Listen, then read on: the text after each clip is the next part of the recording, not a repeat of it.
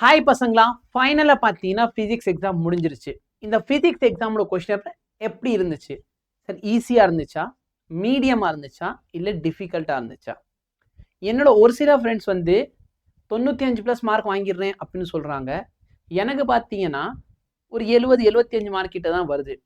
உண்மையில அவங்க அவ்வளோ மார்க் வாங்கிடுவாங்களா? கொஸ்டின் பேப்பர் புக் இன்சைட்லேருந்து வந்துச்சா, புக் பேக்லேருந்து வந்துச்சா? இந்த நியூமரிக்கல் கொஸ்டினோட கதை என்ன? எல்லாத்தையும் நான் இந்த வீடியோவில் சொல்ல போகிறேன். கொஞ்சம் வெயிட் பண்ணி பாரு. நம்மள்ட்ட மொத்தம் 15 கொஸ்டின் கேட்டிருந்தாங்க. இந்த 15 கொஸ்டினில் பார்த்தோன்னா 10 கொஸ்டின் டைரெக்டாக புக் பேக்லேருந்து கேட்ட ஒரு கொஸ்டின்ஸ் தான். ஓகேங்களா? ஸோ நிறைய பேருக்கு இது எங்கேருந்து கேட்டாங்கன்னு தெரியாமல் இருக்கும். இது கடைசி லெசன்லேருந்து கேட்ட ஒரு கொஸ்டின். இந்த பர்டிகுலர் கொஸ்டின் புக் இன்சைட்லேருந்து கேட்டது.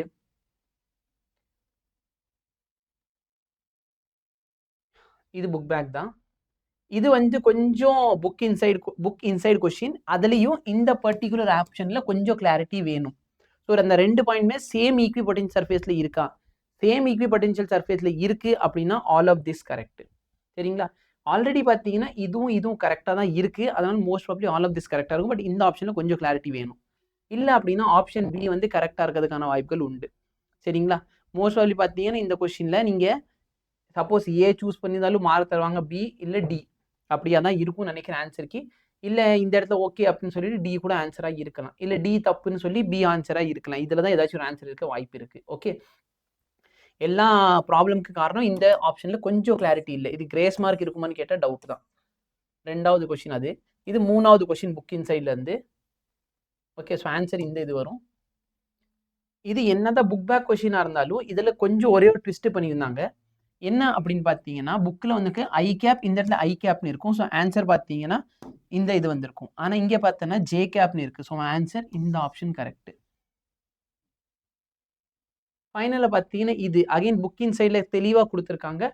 அலாங் ஆப்டிக்கல் லைன் வந்து எக்ஸ்ட்ராடினரி ரேயும் நார்மல் ரேக்கு பார்த்தீங்கன்னா ரிஃப்ராக்டிவ் இண்டெக்ஸ் சேமாக இருக்கும். ரிஃப்ராக்டிவ் இண்டெக்ஸ் சேமாக இருந்தால் velocity same. So option D correct. So இந்த 5 கொஸ்டின் புக் இன்சைட்லேருந்து மிச்சம் எல்லா கொஸ்டின் புக் பேக்லேருந்து கேட்டிருந்தாங்க. 2 மார்க்கை பொறுத்த வரைக்கும் எல்லாமே டைரக்டான கொஸ்டின்ஸ். ஓகேவா? எல்லாமே நான் இம்பார்ட்டன்ட்னு சொல்லி கொடுத்த கொஸ்டின்ஸ் தான். இந்த ஒரு கொஸ்டின் வந்து உனக்கு புக் பேக்கில் எக்ஸாம்பிள் மாடலோட கொஸ்டின். இதோட ஆன்சர் பார்த்தோன்னா a sine theta is equal to n lambda use பண்ணும்ல. So a is equal to n into lambda. அப்போ என்னோட வேல்யூ ஏ அப்பான் லேம்டா போட்டிங்கன்னா ஆன்சர் உனக்கு 10ன்னு கிடைக்கும். இதுதான் இதோட ஆன்சர். அப்ளிகேஷன் ஆஃப் கெப்பாசிட்டர் வந்து புக்கில் இல்லாத ஒரு கொஸ்டின், புக் இன்சைட்லேருந்து ஃப்ரேம் பண்ணியிருக்க ஒரு கொஸ்டின். எனக்கு இந்த லெசனில் ரொம்ப சந்தோஷமாக இருந்த ஒரு விஷயம் என்னென்னா, பொதுவாக என்கிட்ட வந்து பசங்க இப்போ எக்ஸாமுக்கு முன்னாடி வரப்போ எல்லாருமே எதுக்கு பயந்தாங்கன்னா, நியூமரிக்கல்ஸே வேண்டாம் சார், எப்படியாவது பாஸ் பண்ணால் போதும். ஆனால் எனக்கு ரொம்ப சந்தோஷமான விஷயம் என்னென்னா, என்னோட பசங்க இந்த நியூமரிக்கலை அட்டென்ட் பண்ணியிருக்காங்க. ஏன்னா நான் டீச் பண்ண நியூமரிக்கல். ஓகே, ஸோ நியூமரிக்கலே வேணும்னு சொன்ன பசங்க நியூமரிக்கல் அட்டென்ட் பண்ணது ரொம்ப சந்தோஷம். இது புக்கு எக்ஸாம்பிள் கொஸ்டின். ஓகே, மிச்சம் எல்லாமே டைரெக்டாக புக்கில் இருக்கிற கொஸ்டின் தான். இதில் எந்த ஒரு ட்விஸ்ட் அண்ட் டர்ன்ஸ்லாம் கிடையாது. இந்த ஒரு பர்டிகுலர் கொஸ்டின், ஓகே, இந்த பர்டிகுலர் கொஸ்டின் புக் இன்சைட்ல இல்லை புக் பேக்கில் இருக்கான்னு மட்டும் இந்த செக் பண்ணிக்கிற ஒரு தடவை. ஸோ இது சால்வ் பண்ணது ரொம்ப ஈஸி. கைனட்டிக் எனர்ஜி பார்த்தீங்களா, ½ mv² is equal to h new minus h new not. So அந்த நியூ நாட்டோட வேல்யூவை கண்டுபிடிக்கணும். ஆன்சர் சம் 4.5 × 10⁻14 கிட்ட வந்துச்சு நாங்கள் சால்வ் பண்ணப்ப. பட் இந்த மாடல் ஆஃப் கொஸ்டின் புக் பேக்கில் இருக்கான்னு மட்டும் செக் பண்ணிக்கிறேன்.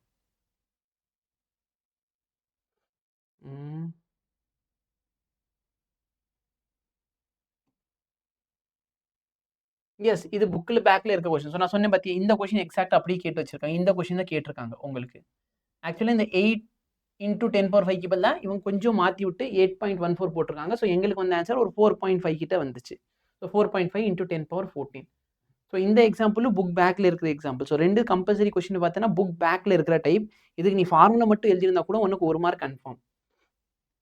கம்மிங் டு திஸ், சரிங்களா, எல்லாமே டைரக்டான கொஸ்டின். நீங்கள் இந்த கொஸ்டின் ஆகல டைரக்டாக அட்டன் பண்ணிக்கலாம். ஃபைபர் ஆப்டிக்ஸ் வந்து படிச்சிருந்தீங்கன்னா ஓகே, இல்லைன்னா பரவாயில்ல. இது பார்த்தீங்கன்னா டைரக்டான கொஸ்டின், டைரக்டான கொஸ்டின், டைரக்டான கொஸ்டின், டைரக்டான கொஸ்டின். ஓகே, டைரக்டான கொஸ்டின். இது ஒரு 2 மார்க் கொஸ்டின், இது 3 மார்க் கொஸ்டின். ரெண்டுத்தையும் கிளப் பண்ணி 5 மார்க் கொஸ்டினை கேட்டு வச்சிருக்காங்க.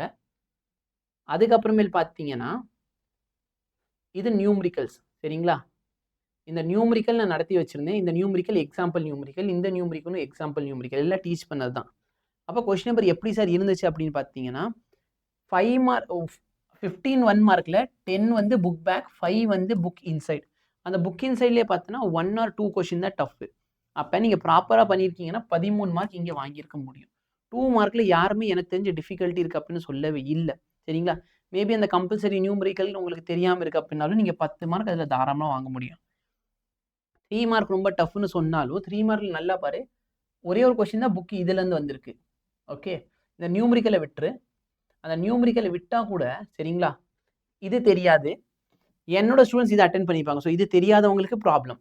ஓகே, ஏன்னா உங்களுக்கு இந்த இது தெரிஞ்சிருக்காது. கெப்பாசிட்டரோட அப்ளிகேஷன் சொந்தமாக சோக கதை சொந்த கதைலாம் எழுதியிருப்பாங்க.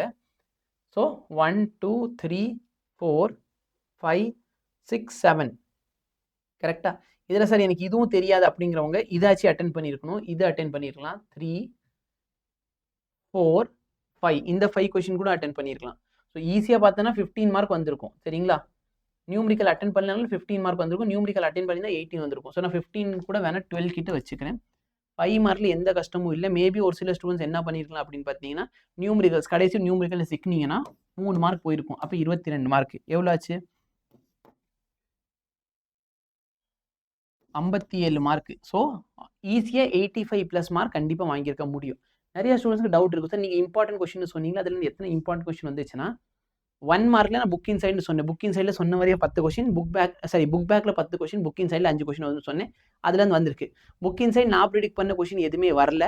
ஓகே, பட் புக் பேக்கில் இருக்க 15 கொஷின் 10 கொஷின் டேரெக்டான கொஷின்.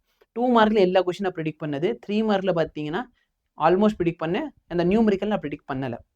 5 மார்க்கில் எல்லா கொஷின் நான் ப்ரிடிக்ட் பண்ணது தான். ப்ரிடிக்ட் பண்ண தாண்டி இந்த ஒரே ஒரு கொஷின் மட்டும் தான் ப்ரிடிக்ட் பண்ணாதது. ஓகேவா?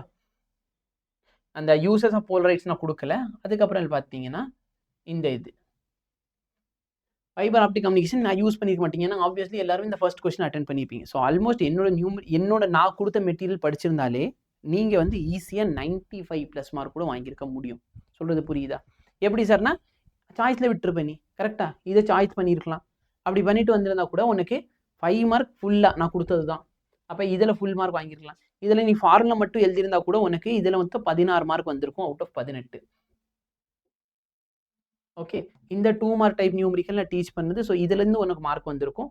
ஸோ இதுலேருந்து உனக்கு மார்க் போகிறதுக்கான வாய்ப்புகள் இல்லை. ஸோ எல்லாமே ஆல்மோஸ்ட் டேரெக்டான கொஷின் 95+ போயிருக்க முடியும். கொஷின் ரொம்ப டஃப் அப்படிலாம் ஒன்றுமே கிடையாது.